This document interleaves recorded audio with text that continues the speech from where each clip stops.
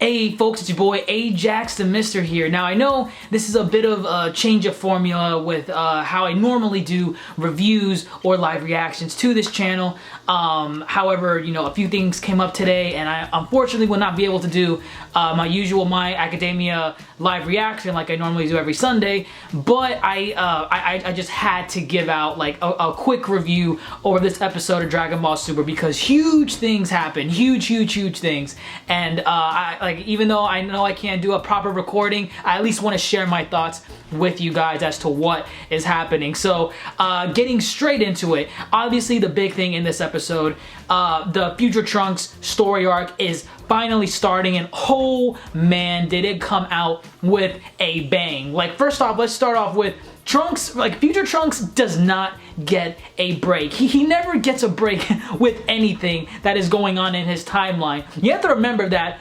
everyone that he's ever known, aside from his, like, you know, mom and, you know, of course Mai, but we'll get into Mai in a couple minutes, but everyone that he knows, Goku, Piccolo, Goten, or no, actually not Goten, Gohan, Krillin, all the Z Warriors dead. Like, there's no one of relevance in his timeline anymore that is on the hero side, aside from, you know, obviously Trunks and Mai and then Bulma. But I mean, we're getting straight into that because this guy does not get a break. He has to deal with additional deaths upon those that happened way back in the past in his timeline, and those deaths, of course, relating to Bulma and Mai. Like, oh my god, the feels for Trunks in this episode were real because his timeline is just shit. Like, again, they went through the android massacre that basically killed off all of our favorite characters. That's essentially what happened. And now, like, even thinking like, okay, Future Trunks' timeline, I don't think they dealt with Majin Buu. I don't think he had any relevance in his timeline, but you would think that, you know, post-Cell, everything in Future Trunks' timeline was, you know, hunky-dory. Everything was fine. Peace was, you know, laid out for them, and they were gonna live happily ever after. And basically what this episode gave us was that that's not true at all. Trunks just dealt with a lot of crap in this episode. Bulma dying, Mai dying, and all from this figure that we have no idea about, like, anything. We don't know what this guy is. All we know is that his name is Black, and he looks like Goku. Now, whether or not he is Goku is debatable. Like, is he from a different universe? Did he possess Goku's body? Is he imitating Goku? We know nothing about Black at the moment, other than that he basically fucked up Future Trunks' timeline yet again, and now Trunks has a one-way ticket to the past. Unfortunately, he wasn't able to get to it in this episode. I'm guessing he's gonna have to fight off Black before he can, you know, go back to the past or whatever. But, you know, I'm wondering what can he do if he goes back to the past, because again, Bulma was saying that the amount of energy he has is enough for a one-way trip, and that, you know, he's not going to be able to come back, but she was confident that he'll find a way, you know, back to the future in his timeline. But I'm wondering, like, what, I guess maybe Whis can help him a little bit or something.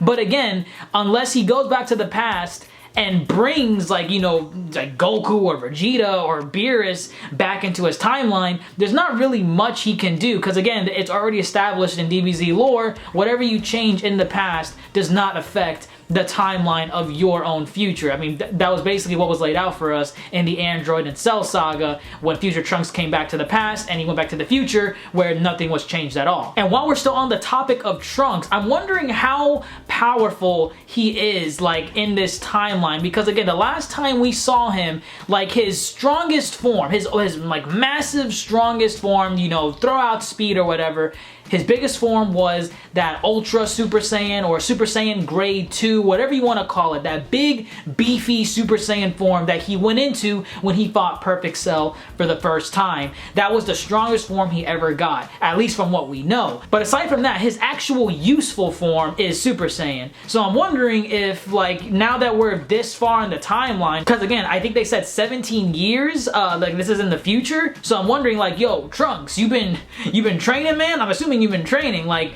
at least maybe Super Saiyan 2, maybe you got to Super Saiyan 3, I have no idea, but I'm hoping that this dude has gotten stronger since, you know, we last saw him. Because again, Trunks, like Future Trunks specifically, Future Trunks is one of my most favorite DBZ characters, and he was so awesome when he first made his appearance back in the Android saga to warn everyone about the future.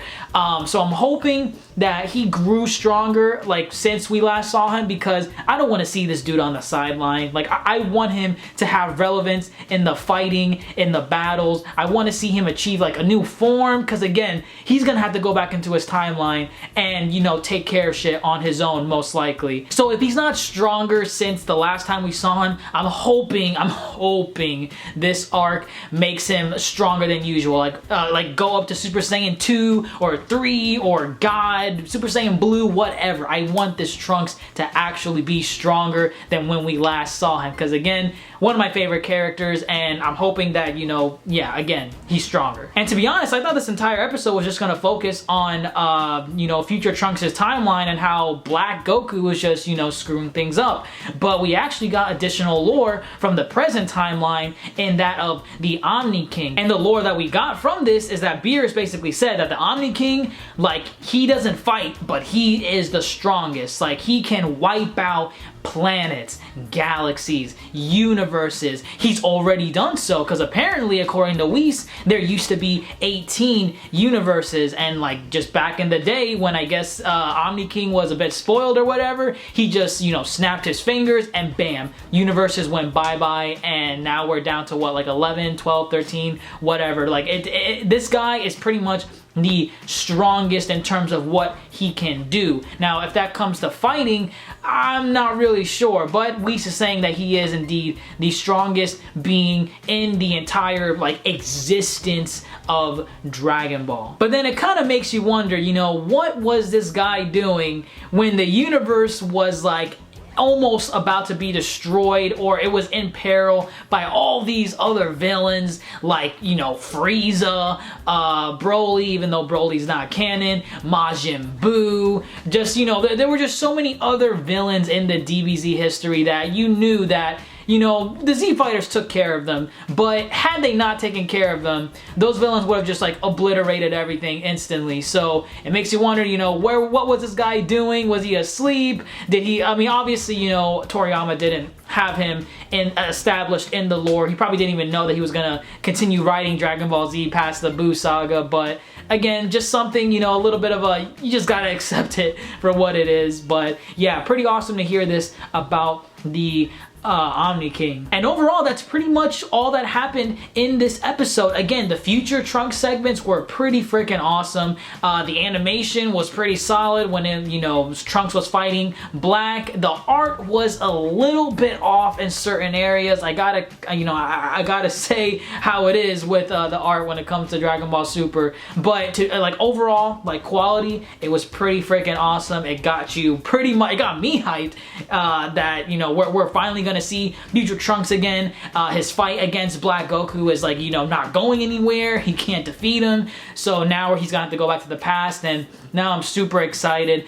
But let me know what you all think in the comments below, because again, this is some new content. This is like probably the most hyped up content of Dragon Ball Super that we've gotten like ever. Like it's 47 episodes in, this is probably the most exciting segment in Dragon Ball Super, and I cannot wait to see where this goes, who this villain is, how he even got there, why he looks like Goku, what is Trunks gonna do in the past. So many questions, and it's gonna keep me hyped up for the next episode of Dragon Ball Super each and every week. But again, let me hear your thoughts in the comments below, your theories, your questions. I want to discuss this with you guys. But again, that's all that I have for this video. If you enjoyed it at all, or even this hype as hell episode of Dragon Ball Super, or even this video, leave a thumbs up down below. I would really greatly appreciate it. And if you haven't subscribed to this channel, click this box